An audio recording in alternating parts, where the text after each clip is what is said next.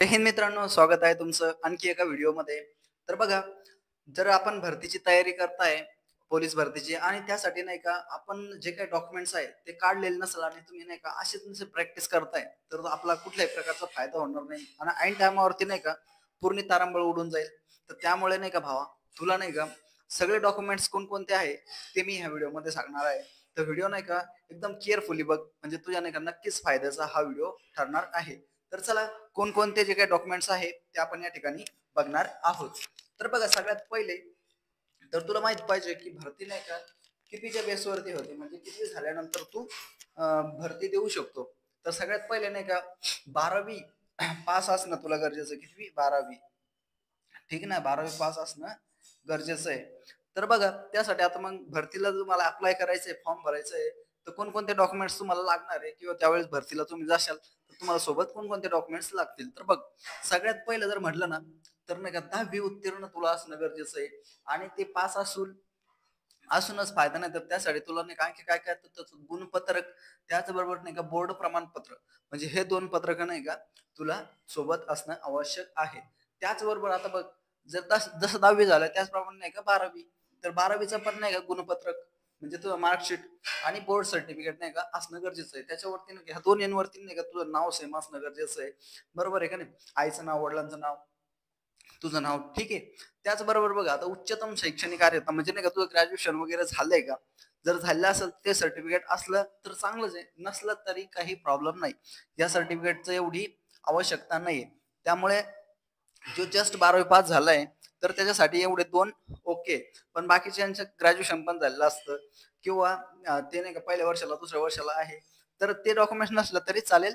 पण हे वर्ष दोन खूप महत्वाचे. त्यानंतर बघा, आता नाही का शाळा सोडल्याचा दाखला, म्हणजे जो काही टीसी आहे की नाही, आपण त्याला टीसी म्हणतो. TC, transfer certificate.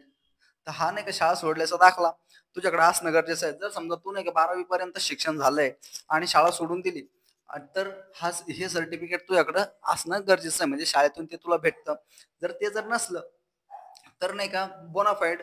बोनाफाईड म्हणजे काय, तर ज्या ठिकाणी तू ऍडमिशन घेतलेलं आहे, तर त्या ठिकाणची जी काही संस्था असेल, शाळा असेल, कॉलेज असेल, महाविद्यालय असेल, तर त्या महाविद्यालयातून नाही का तुला हे सर्टिफिकेट दिलं जातं की बाबा याचं ऍडमिशन आमच्या महाविद्यालयामध्ये आहे. ठीक आहे. तर हे नसेल तर आणखी एक आहे, निर्गम उतारा म्हणतात त्याला. तर निर्गम उतारा सुद्धा चालतो. ठीक आहे. त्याचबरोबर पुढे बघा, पुढचं एक डॉक्युमेंट्स महत्वाचं ते म्हणजे ड्रायव्हिंग लायसन. ड्रायव्हिंग लायसन तुझ्याकडे असणं गरजेचं आहे. जर ज्याला कोणाला नाही का चालकसाठी, आहे की नाही, चालक म्हणजे ड्रायव्हरसाठी जर फॉर्म भरलेला असेल, तर तुला नाही का तुझ्याकडे ड्रायव्हिंग लायसन असणं गरजेचं आहे. आता यामध्ये बरं का बऱ्याच वेळेस असं होतं की पोरांचे नाही का ना कोणाला गाडी चालवते पण नाही का 4-5 हजार देऊन नाही का लायसन काढलेलं राहतं. पण ऐन टायमावरती नाही का प्रॉब्लेम येऊन जातो ना, ज्यावेळेस तुला समजा प्रॅक्टिकली टेस्ट द्यायची, त्यावेळेस बँड वाजून जातो. त्यामुळे नाही का प्रॉपर तुम्ही शिकलेले पाहिजे आणि तुमच्याकडे हे लायसन पाहिजे टीआरचं. ठीक आहे. लर्निंगचं नाही, म्हणजे तुम्ही शिकताय म्हणून नाही, तर तुमचं कंप्लीट झालेलं टीआरचं पाहिजे तुमच्याकडे. ठीक आहे. तर हे लायसन पाहिजे. तर हे नाही का जे समजा फक्त नाही जिल्हा पोलीस साठी देत आहे त्यांना याची आवश्यकता नाहीये. पण जर समजा तुम्ही ड्रायव्हिंग म्हणजे चालकसाठी भरताय, तर त्याच्यासाठी हे डॉक्युमेंट्स लागणार आहे.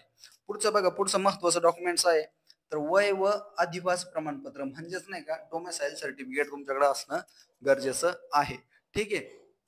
त्याचबरोबर बघा, तुमचं नाही का जातीचं प्रमाणपत्र, म्हणजे बघा तुम्ही आता कोणत्या कास्ट मधून फॉर्म भरताय, ओपन मधून भरताय की ओबीसी मधून भरताय, एससी एसटी अदर कोणतीही कास्ट असो, त्या जातीचं प्रमाणपत्र तुमच्याकडं असणं खूप गरजेचं आहे. म्हणजे तुम्हाला कोणत्या प्रवर्गातून तुम्ही भरणार आहे ते या ठिकाणी समजून येईल. त्यानंतर बघा, नॉन क्रिमिलेअर प्रमाणपत्र नाही का, हे तुमच्याकडं असणं गरजेचं आहे.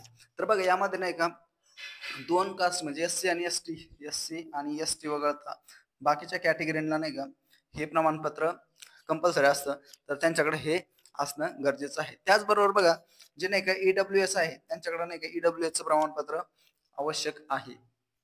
पुढे बघा, आता बऱ्याच वेळेस काय होतं, जे काही होमगार्ड असतात, म्हणजे नाही का होमगार्ड मध्ये भरती झाली असतात आणि नंतर ते नाही का भरती मारण्यासाठी इकडे येतात, तर त्यांच्याकडे नाही का होमगार्डला नाही का हे असतं, काय असतं, रिझर्वेशन असतं, त्यांच्या स्पेशल जागा राहतात.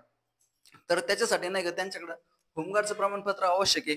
आणि ते बी समजा तू आत्ताच होमगार्ड झालाय आणि तुला नाही का 2-3 महिने झाले आणि लगेच प्रमाणपत्र भेटेल का, तर भेटणार नाही.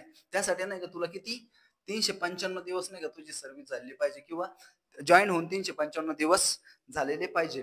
तर त्याचं प्रमाणपत्र पाहिजे, तेव्हा शिकच तुला रिझर्वेशन याचं भेटणार आहे. त्याचबरोबर बघा पुढचं प्रमाणपत्र आहे आणखी महत्वाचं, जे काय समजा ते प्रकल्पामधून फॉर्म भरणार आहे किंवा भूकंपग्रस्त असणार आहे, तर त्यांच्यासाठी नाही का प्रकल्पग्रस्त आणि भूकंपग्रस्त असल्याचं प्रमाणपत्र आवश्यक आहे. ठीक आहे. तर बघा मी ज्या ज्या घटक सांगतोय ते लक्षात ठेवा. तर हे नाही का फक्त भूकंपासाठी, त्याचबरोबर होमगार्डसाठी आणि जे जनरल भरणार आहे त्यांच्यासाठी तर बाकीचे डॉक्युमेंट्स आहेत. त्याचबरोबर जर समजा एखादा पोलीस पाल्य आहे की नाही, पोलीस पाल्य म्हणजे कसं पोलिसाचं पोरग आहे आणि ते भरती देत आहे, तर त्याच्याकडे ते सर्टिफिकेट असणं गरजेचं आहे, कारण पोलीस पाल्यांच्या पण जागा असतात. त्याचबरोबर बघा तुमचं सगळ्यात आणखी महत्वाचं आधार कार्ड आणि पॅन कार्ड. आधार कार्ड किंवा पॅन कार्ड तुमच्याकडे असणं गरजेचं आहे. आधार कार्ड म्हणजे का बरं, तर तुमचं हे ओळखीचा पुरावा आहे. त्यावरती नाही का तुमचा आधार कार्ड आहे, तू काढलंय फार तू 5वीला असताना आणि त्याच्यावरचा फोटोच अपडेट नाही चालला तसंच घेऊन, तर भाऊ तिथून तुला नाही का म्हणजे समजून घे मला काय म्हणायचंय. तर ते नाही का तुम्हाला फायद्याचं आहे.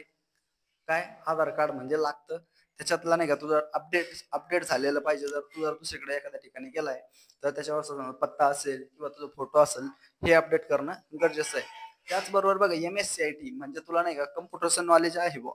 जरी तुला कम्प्युटर मधलं काहीच येत नसलं, कम्प्युटरचा सी पण माहित नसला, तुला कीपॅड पण माहित नसला त्याचं, तरी पण तुझ्याकडनं हे सर्टिफिकेट खूप महत्वाचं आहे की नाही MSCITचं. त्याचबरोबर बघा आता भरतीला चाललाय आणि पासपोर्ट फोटोच नाही, असं तर होणार नाही. त्यासाठी नाही का तुझ्याकडे पासपोर्ट फोटो पाहिजे, जवळपास 4-5 फोटो तरी तुझ्याकडे पाहिजे. ठीक आहे. आणि ते बी रिसेंटली म्हणजे तू आता भरतीला चाललाय तर त्या वर्षातलेच किंवा तेवढ्याच कालावधीतले फोटो म्हणजे नवीन अपडेटेड फोटो पाहिजे तुझा, आणि त्या फोटोमध्ये नाही का चेहरा मॅच झाला पाहिजे असे फोटो पाहिजे. नाहीतर त्या समोरचा बसलेला आहे त्याला वाटायला पाहिजे की हे फोटो तुझे आहे का दुसऱ्याचे नेमके, असं होता कामा नाही, है की नाही. त्याचबरोबर बघा जर जे कोणी माजी सैनिक असेल म्हणजे एक्समॅन असेल आर्मी वगैरे, तर त्यांचा नाही का डिस्चार्ज कार्ड आणि इतर जे काही डॉक्युमेंट्स त्यांचे असतील सोबत, त्या त्यांनी सोबत ठेवायचे. ठीक आहे ना, माजी सैनिक वगैरे जे राहतात त्यांच्यासाठी. त्याचबरोबर बघा कास्ट व्हॅलिडिटी.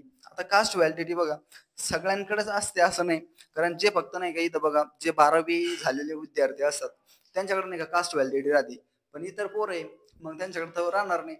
तर ती कधी कधी निघते माहिती आहे कास्ट व्हॅलिडिटी, ज्यावेळेस तुम्ही 12th सायन्सला आहे एक नाही 11वी 12वी सायन्स, त्यावेळेस ज्यावेळेस तुम्ही नाही इलेक्शनला उभे, इलेक्शन आहे का नाही निवडणूक, तर त्यावेळेस एक निघतं.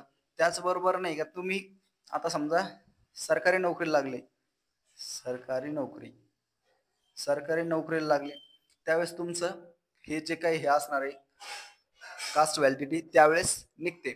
तर मग तुमच्याकडे नाही म्हणून लोड घ्यायचं नाही, कारण नसलं तरी टेन्शन नाही. ज्यावेळेस तुम्ही नोकरीला लागणार त्यावेळेस तुम्हाला नाही का गव्हर्नमेंट ज्या ठिकाणी तुम्ही जॉईन झाले तर तुम्हाला काही कालावधी दिला जातो आणि तिथला नाही का म्हणजे एव्हिडन्स देऊन तुम्हाला म्हणजे हा गव्हर्नमेंट सर्व्हिस मध्ये आहे असा एक पुरावा देऊन तुम्हाला ते सर्टिफिकेट भेटलं जातं समाज कल्याणकडून.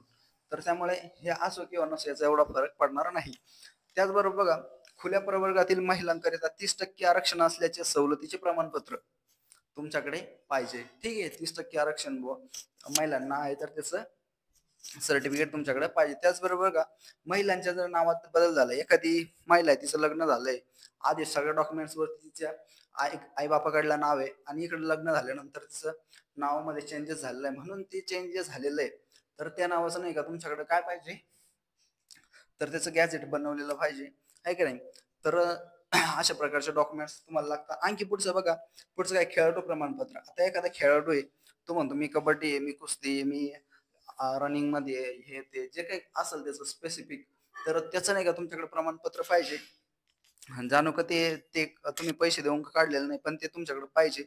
तर त्याच्यामध्ये नाही का विभागीय उपसंचालक यांची पडताळणी झालेलं ते प्रमाणपत्र पाहिजे, म्हणजे हे खरं व्हावं याचं सर्टिफिकेट आहे किंवा याच्यात तो या स्पोर्ट मध्ये आहे. ठीक आहे. तर अशा प्रकारचे नाही का एवढे सगळे महत्वाचे डॉक्युमेंट्स मी तुम्हाला सांगितले की हे तुम्हाला कंपल्सरी लागता म्हणजे लागताच. तर एवढे सगळे डॉक्युमेंट्स तुम्ही काढून ठेवा, कारण की ज्यावेळेस तुम्ही नाही का 100% पूर्ण तयारी झालेली आहे आणि तुमचा नाही का काय तुमचा नाही का एक जरी डॉक्युमेंट त्यातला कमी असला तर तुम्हाला नाही का त्या ठिकाणी म्हणजे जर समजा तुम्ही कास्टच काढलेलं नाही तर फॉर्मच भरता येणार नाही, बरोबर आहे का नाही. त्याचबरोबर तुमचं याच्यापैकी कोणते बी डॉक्युमेंट्स नाही आणि तुम्ही फॉर्म भरायला गेले तर तुमची एवढी मेहनत करून काही फायदा आहे का? त्यामुळे नाही का अगोदरच बराच वेळ आहे आपल्याकडे. तर इतक्या वेळामध्ये नाही का पूर्ण डॉक्युमेंट्स जेवढे पण डॉक्युमेंट्स मी सांगितले, ते सगळे डॉक्युमेंट्स तुम्ही नाही का काढून घ्यायचे. आहे की नाही आणि रेडी ठेवायचे. जास्त वेळ याच्यात घालवायचं नाही. पटपट सगळे डॉक्युमेंट्स निघून जातात. तर हे डॉक्युमेंट्स काढलं म्हणजे काढायचे तरी कोणते तुम्हाला हे तर शाळेतून ते शाळेतून हे कॉलेजमधून भेटून जातं. हे पण तिथून भेटतं. फक्त काढायचं काय समजा लायसन काढणं असेल किंवा डोमेसाईल असेल किंवा कास्ट असेल, नॉन क्रिमिनल ह्या अशा गोष्टी त्याच फक्त तुम्हाला काढायच्या राहतात. तर असे होते तुमचे नाही का पोलीस भरतीसाठी लागणारे हे डॉक्युमेंट्स. तर आशा आहे की सगळे मुलं हे डॉक्युमेंट्स काढून घेतील आणि चांगल्या पद्धतीने तयारी करतील. ठीक आहे. तर सगळ्या भावी पोलिसांना हार्दिक शुभेच्छा पुढील वाटचालीसाठी आणि म्हणजे येणाऱ्या भरतीसाठी पण. तर भेटूया अशाच आणखी एखाद्या नवीन व्हिडिओमध्ये. तोपर्यंत जय हिंद.